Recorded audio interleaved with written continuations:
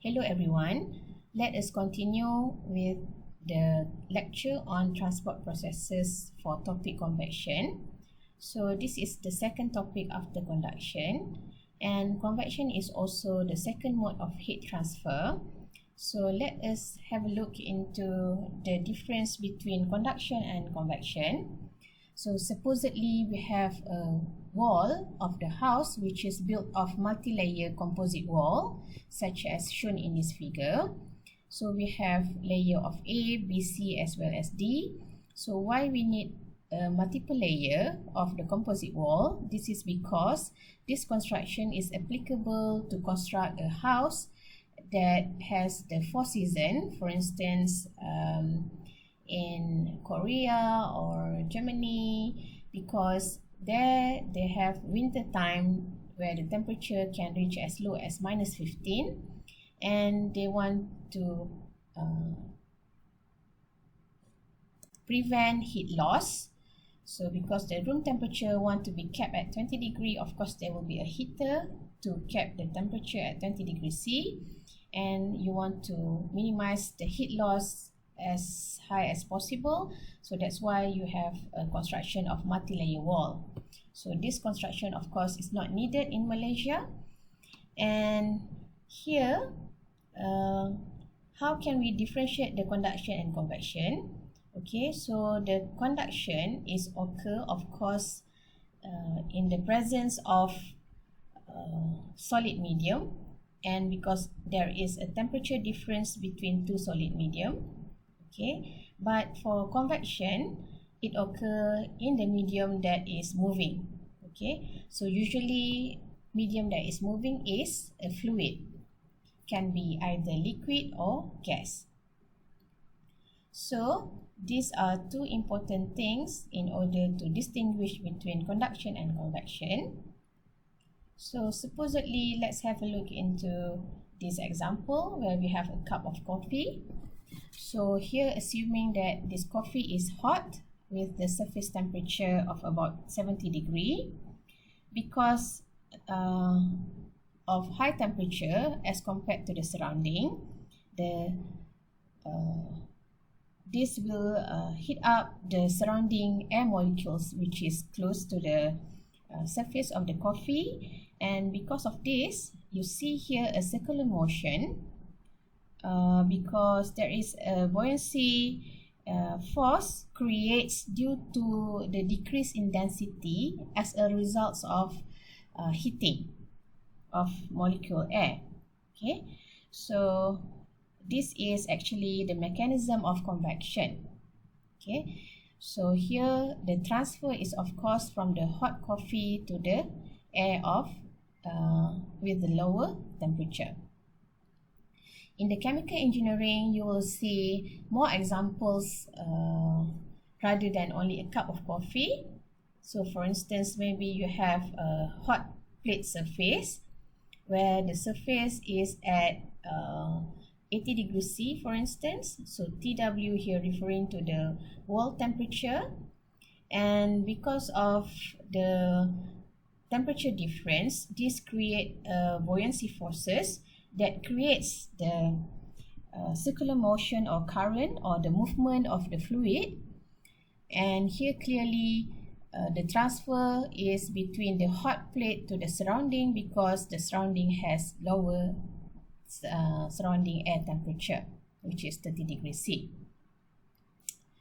Okay, so when we talk about convection, we want to know what are the factors that may increase the rate of heat transfer via convection. So first of all, the rate of heat transfer via convection can be proportionally increased because of the surface area. If you have higher surface area, that means your Q, which is your heat transfer, is going to increase as well. Okay. So some things looks like this. Similarly, when the temperature difference is bigger, okay, so here we have about 50 degrees C temperature difference. So if you have twice temperature difference, the Q, which is transferred, is going to increase as well. So that means the temperature difference is going to be proportionally increase the rate of heat transfer. So we can say that the Q, which is the heat transfer rate, is proportional to the area as well as the temperature difference, which can be written as the following. So what is the proportionality constant for this equation? So the proportionality constant of this equation is actually H, which is so-called the heat transfer coefficient, or specifically the convective heat transfer coefficient. Okay, so this is what we are going to do in this chapter 2, which is actually we want to estimate the value of H, which is the value of convective heat transfer coefficient. And as I said, the rate of heat transfer, which is Q, is proportional here to the surface area as well as the temperature difference. And H here is the heat transfer coefficient, and the unit is watt per meter squared Kelvin. Please do not confuse yourself with the thermal conductivity, because thermal conductivity, which is K, has the unit of watt per meter Kelvin. So do not confuse yourself with thermal conductivity with heat transfer coefficient. They are two totally different constant. Okay, so before we further continue, let me explain to you there are two different types of convection, as you can see from this figure.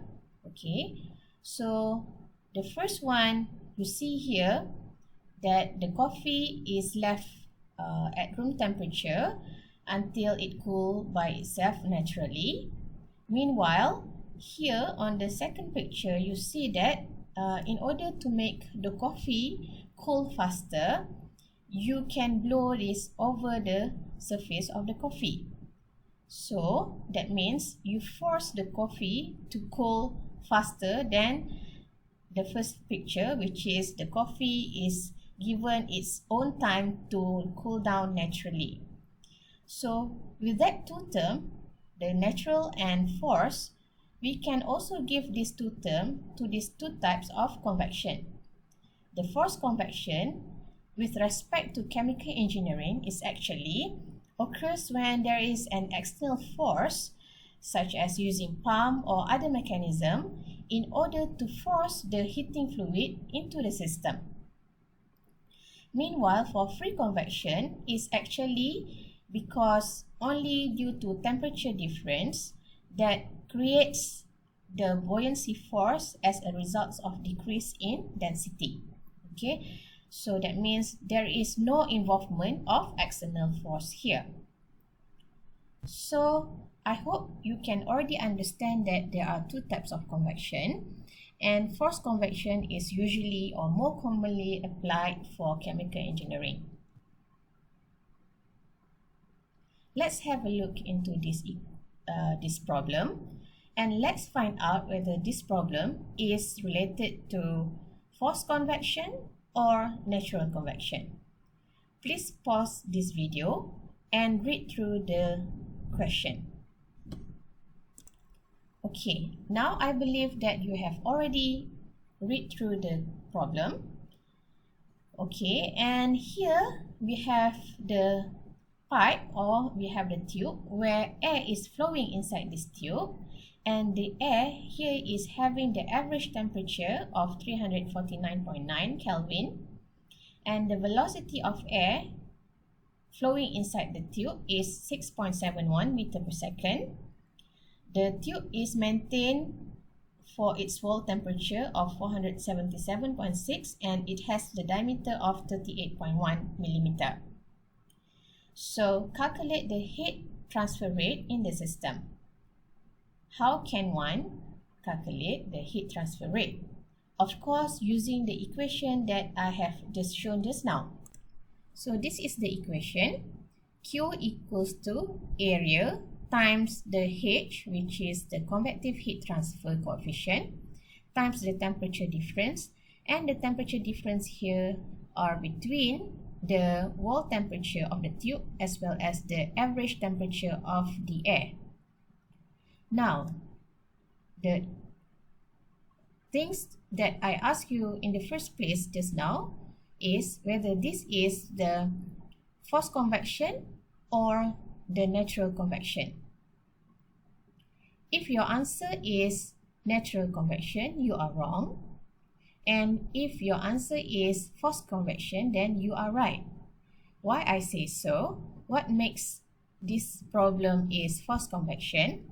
As I said just now, the forced convection is due to movement of fluid because of external forces such as pump or blower. Okay, so here how we know that this is external force? Because we have the keyword velocity here.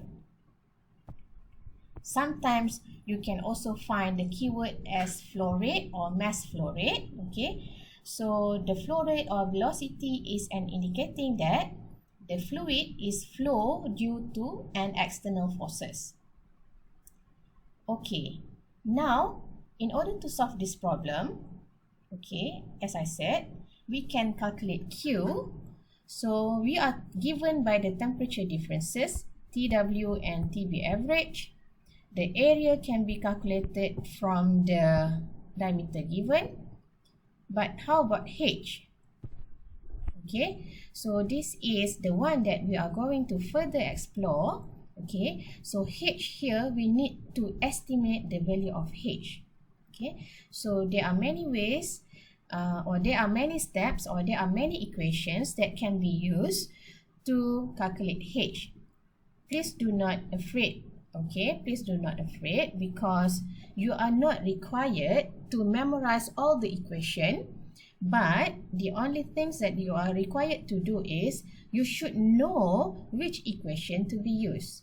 Okay, so this is very important because the H value will be depending on many parameters. So we will discuss about this. So before I continue, the H value, I want you to find out the range for the H value for air, for water, and for boiling water or steam.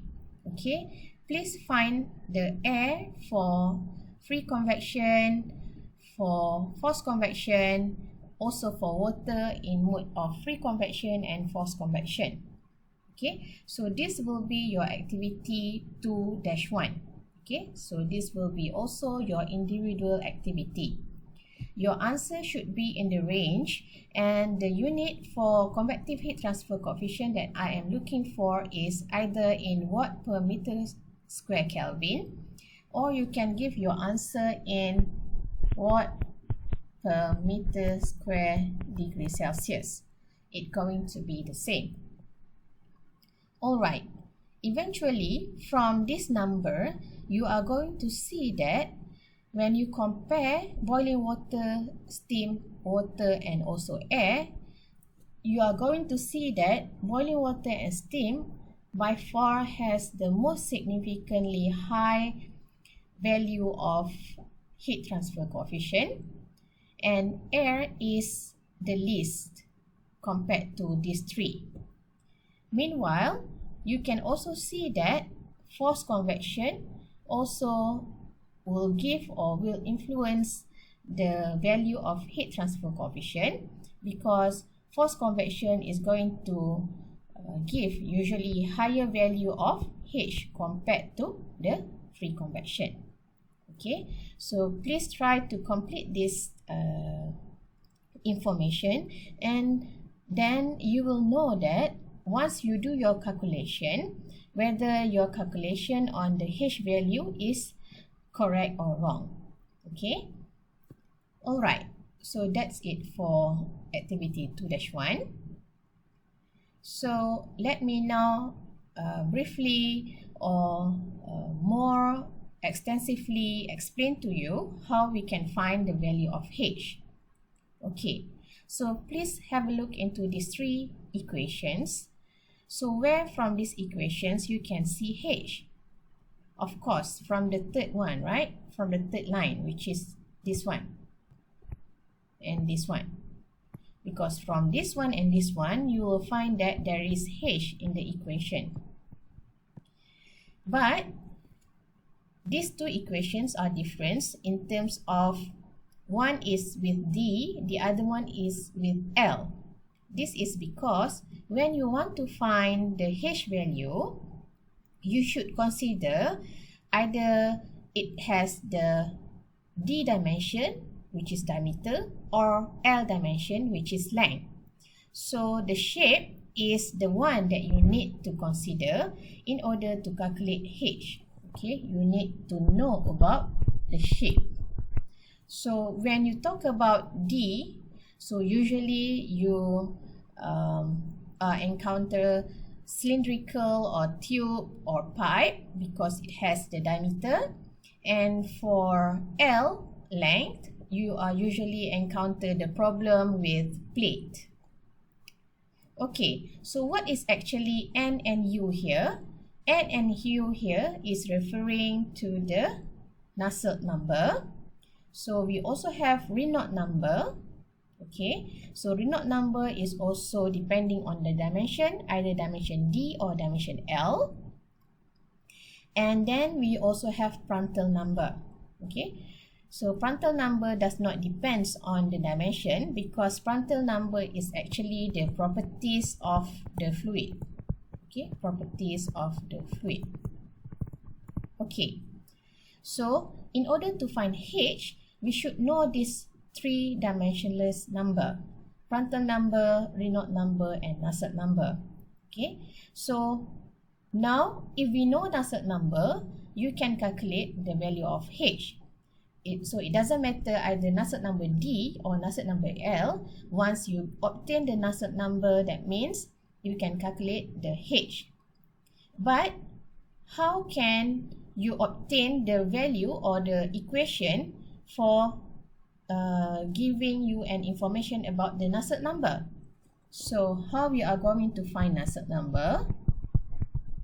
Okay, so Nusselt number is actually as a function of Reynolds number and also the Prandtl number. Okay, so what are relationship? So we are going to see in a short while. So Reynolds number here is actually determine the hydrodynamic behavior of the fluid. Okay, and Prandtl number, as I said just now, it determines the physical and thermal properties of the fluid. Meanwhile, the geometry of the system is not to be forgotten. Just like I said just now, that's why you have dimension D or dimension L depending on the shape or geometry of the system.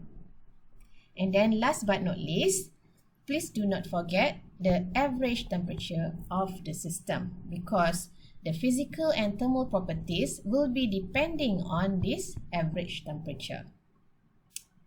Okay, let us now maybe see about the Reynolds number, which is used to determine the hydrodynamic behavior. So if you recall your fluid mechanics, so you have three regions usually: laminar flow, transition flow, and also turbulent flow. So you see that the profile is different depending on the region. So for laminar flow, you have only in one direction, and transition, there is a transition between laminar and turbulent. And for turbulent, you see that you have different kind of velocity profile. For turbulent, usually we have a well-mixed region when compared to laminar region. So if I would like to give an analogy, maybe I can explain to you on the analogy of coffee again.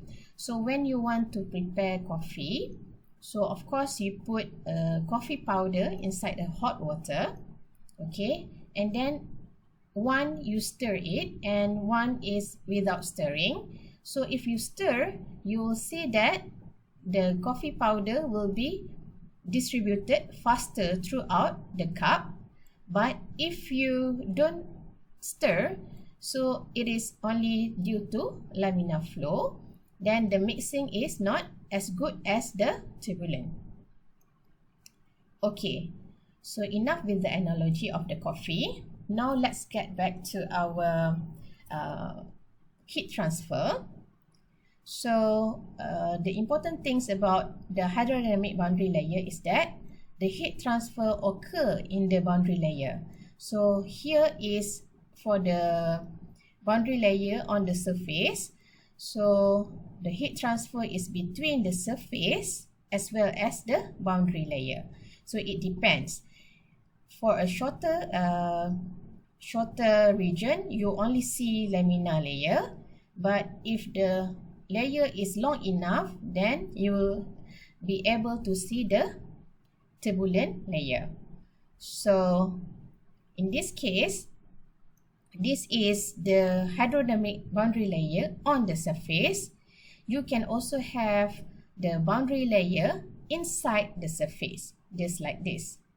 Okay, so this is hydrodynamic boundary layer that occur inside the pipe, where if the pipe is short, then you will see the entrance region, but for the fully developed region is usually seen for a very long pipe.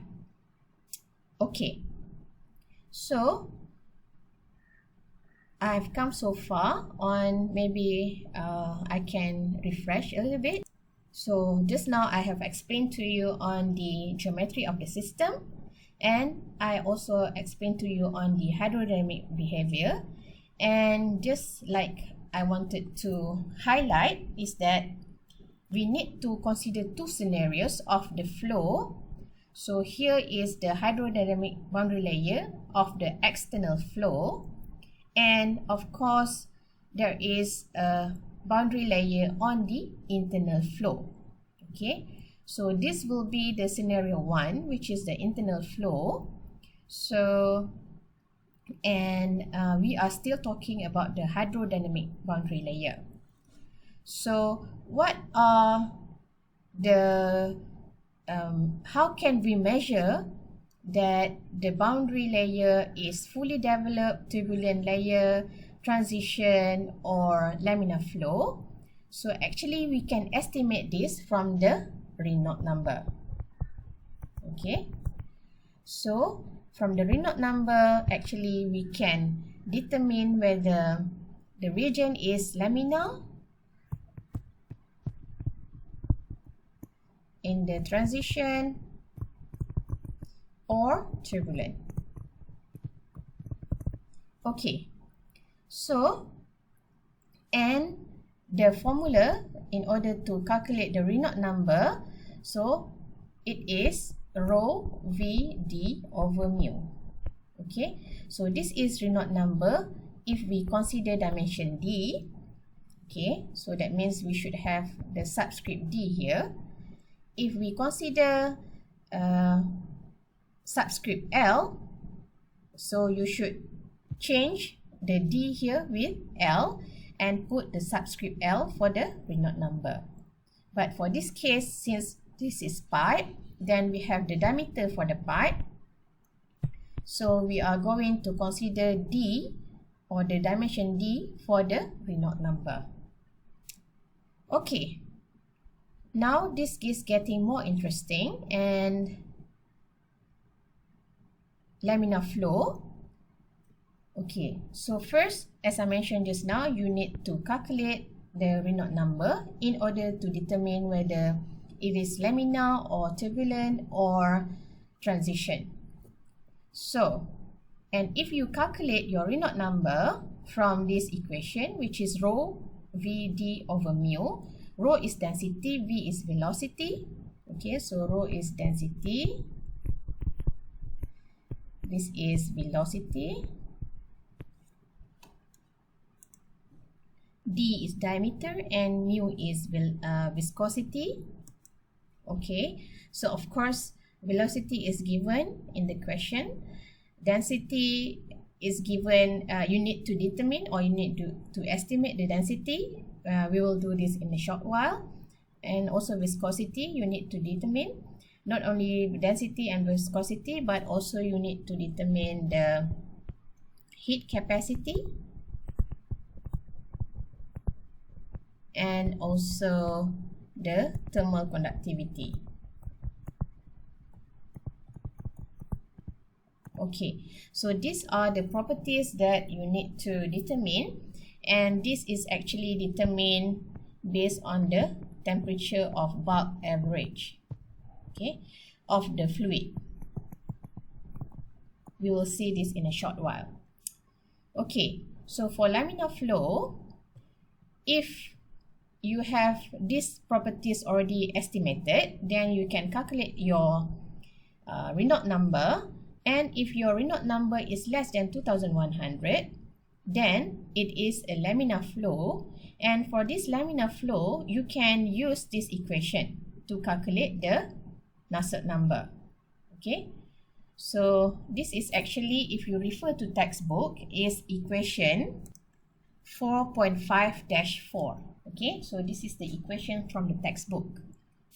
Okay, now when you have this Reynolds number, you plug in this Reynolds number in this the equation, and then Prandtl number you can calculate because you already know the heat capacity, the viscosity, and thermal conductivity. So you can also calculate for Prandtl number and plug in the value here. The diameter and length is usually given in the question. The mu B and mu W, mu B is the viscosity in bulk and mu W is the viscosity at the wall. So actually the mu B and mu W will be depending on the temperature. So we will have a look also about this in a short while, how to use this equation. Assuming that you can already calculate this value, then you will obtain your Nusselt number. Okay. Once you obtain your Nusselt number, then you can plug in here in order to obtain the value of H. So this is how you calculate your H. Nevertheless, what I want to emphasize here, the flow inside the part is not always laminar. Okay, only if when you calculate the Reynolds number and your Reynolds number here is less than 2100, then only you can use the equation 4.5-4 here. Okay, so if not, if your Reynolds number is, let's say in this case, larger than 6000, which is turbulent, then you can no longer use the equation 4.5-4. So you should use another equation, which is this equation, or from the textbook, this is the equation 4.5-8. Okay, and we know that for fully developed region and turbulent flow, okay, turbulent flow is usually occur at the fully developed region. That means for the region, for the pipe that is very long. And how to know it is very long? The ratio between the length and diameter is usually 60. Okay, if the ratio is larger than 60 and if the Reynolds number is larger than 6000, then you can use this equation 4.5-8. Okay, so if the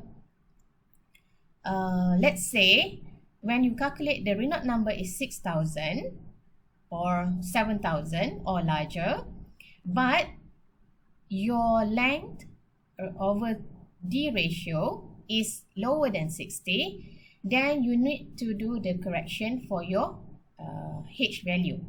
Okay, so for equation 4.5-8, so you are usually will end up with HL D over K. So D here is diameter, K here is thermal conductivity, but L subscript L here is referring to the long tube. Okay, so for HL. But if your L over D is shorter, of course you need to do the correction. So the HL here, which is you obtain from equation 4.5-8, you need to do the correction, because if your L over D here is between 2 and 20, then you need to use this equation in order to obtain your H, okay, because your HL is already obtained here. And then when your range of L over D is between 20 to 60, then you should use the second equation, which is this one, in order to obtain H, because your HL is obtained in the previous step. Okay, so this is what you need. So that's why I mentioned this is the one that you need to be more focused or more concerned, because there will be a lot of equations and you should know which equation to be used as long as you are fulfilling the criteria or conditions. Okay, so if you fulfill the criteria of laminar flow, so it should be no problem. You can just straight away use this equation. But if the criteria is turbulent, but at the entrance region especially, then you need to do the correction. If not, then you can just use equation 4.5-8 to obtain the HL without any correction required. So, because there will be a lot of equation that you will encounter, or you need to know which equation is suitable for your system. Okay, so that's why I have come out with the activity 2-2. Okay, so you need to complete the activity 2-2 as well. Okay, so what are activity 2-2? So let's have a look.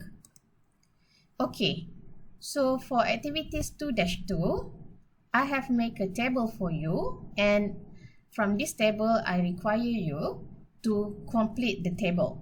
Okay, because here from the table you will see in a one page, then you will already know which equation that you need to use from the analysis of the question. Okay, so for instance, like I mentioned just now, the Nusselt number is as a function of Reynolds number and Prandtl number. Okay, and if it is laminar flow, then you should use the equation 4.5-4 just now. Okay, and please write that equation 4.5-4 here. Okay, then this is actually applicable for any fluids. Okay, and for turbulent flow, you can also insert the equation 4.5-8 here. Just now we have discussed about that. And for that equation, if the L over D ratio is in a different region, then you need to do the correction. Okay, so here when L over D is larger than 60, of course the H here will be almost as equals to HL, which is the H for long tube. Okay, so please put one criteria here and also equation here for the entrance region for the turbulent flow. So here up to this point, okay, up till this point, this equation in this region, okay, in this box or in this row, is actually applicable to any fluids. Alright, but then if the fluid is changed to liquid metal, so there are other equations need to be used, and I hope that you can find out from the lecture note or from the textbook. So I recommend you to refer from textbook, because you can read through the criteria in order to fit in. Okay, so please write down the equation here for liquid metal. Okay, so starting from here till here is only for liquid metal. Okay, and for liquid metal we only have at the fully developed region. So there are two equations, because one is to fulfill the pellet number criteria, which is less than 10,000, and the other one is to fulfill the criteria for pellet number less than 100. so you should look from the literature what is meant by pallet number. So pallet number must be some equation here that you can fill the table with. Okay, so I really hope that you print out this table, or you can also of course write down the table on your own. Okay, and then write down the equations to fulfill this criteria. Okay, and then for turbulent region, actually only when it is turbulent there is a simplified equation. That means you don't need to determine Nusselt number, Reynolds number and Prandtl number. You don't need to do that, but you can straight away estimate the value of H, which is the convective heat transfer coefficient.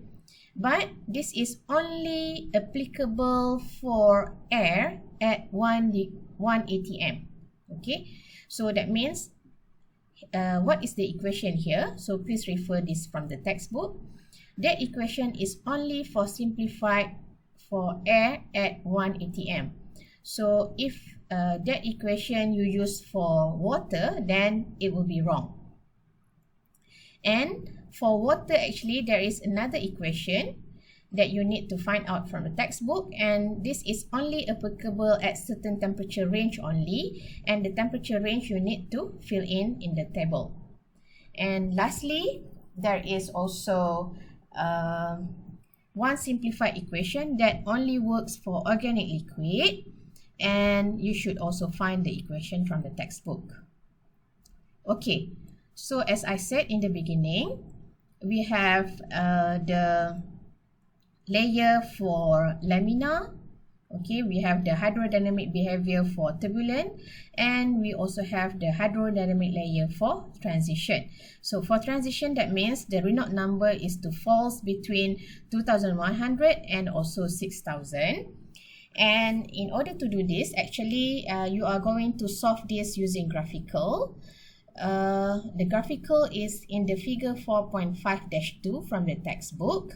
So you will see that you can get the value from the y-axis. So what is y-axis? The x-axis is containing the information on Reynolds number. Okay, and there you will find out about actually the G. G is actually the density times the velocity. So the G here is actually the Reynolds number. Okay, because you can find out from, or there is relationship between G and also mass flow rate and also the velocity. So this equation is actually quite important. Okay, you should know how to convert between velocity and also mass flow rate. So there is also density here. So that means if you want to convert velocity and mass flow rate, so you should divide m here with the density. Okay, AC here is the cross-sectional area. So from this equation, actually you can rearrange the same way to get the mass flow rate. Okay, so where is the graph 4.5-2? So let's have a look into our slide just now before we finished. Sorry, just now I make a mistake. It is not velocity, but here is actually the volume flow rate. So the unit is meters cube second, and density here. So density times the volume flow rate, you can get the mass velocity. Okay, and actually this is the figure 4.5-2, where this is y-axis and this is x-axis. X-axis, like I said just now, is a Reynolds number, and y-axis is where you can find out about the H. Okay, A here is the average of H, so you should read about what is the average value of H.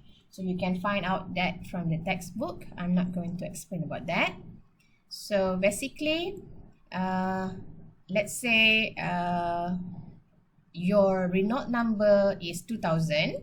Okay, your Reynolds number is 2000, and your L over D is about